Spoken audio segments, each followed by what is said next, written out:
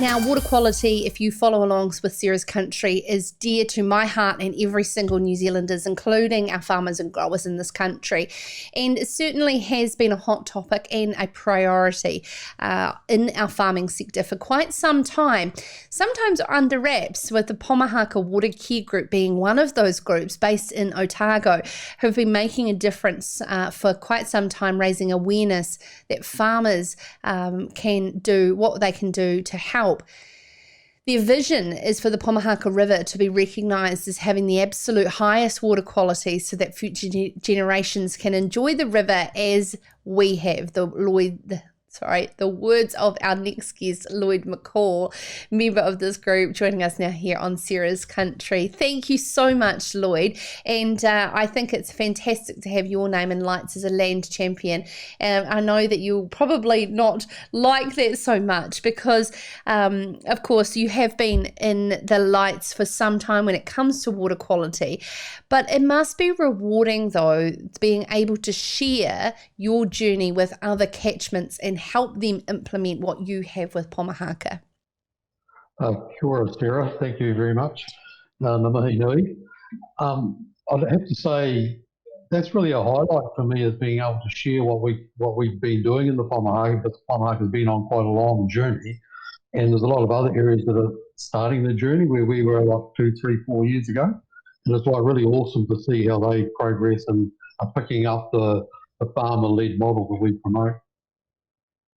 What were some of those key moments when you realised as a farmer that there was water quality issues and that you needed to do something about it?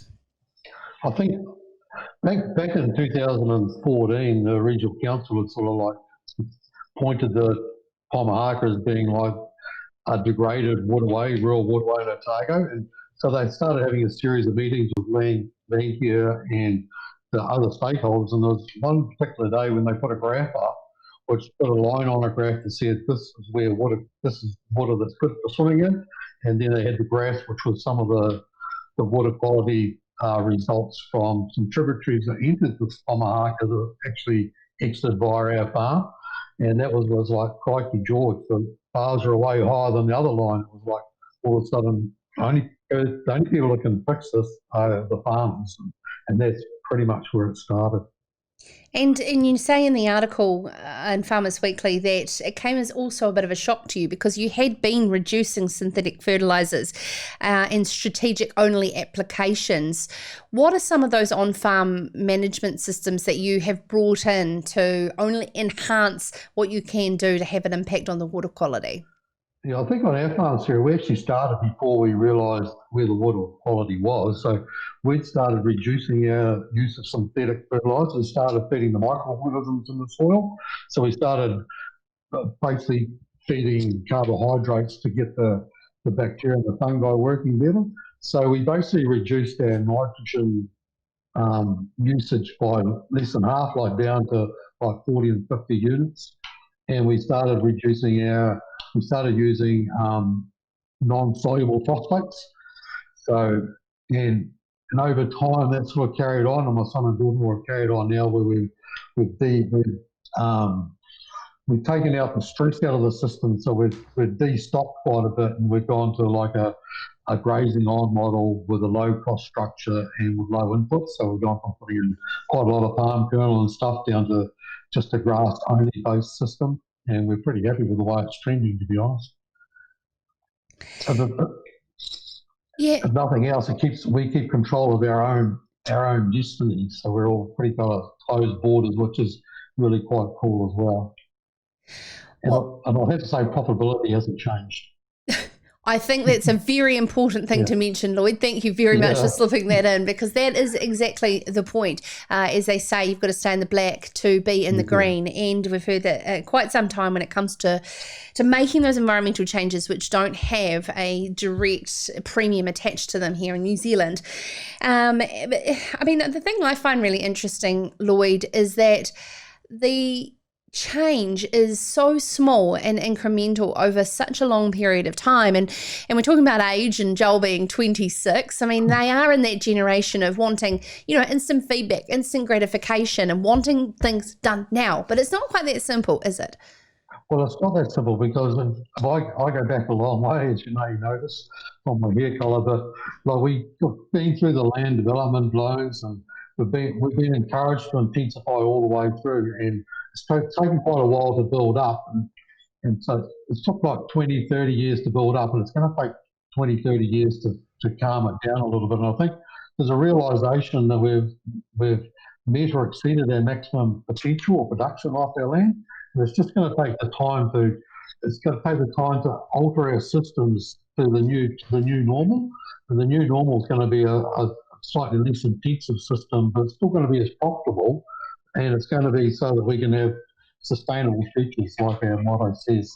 It's all about future generations having the ability to enjoy the waterway as we have.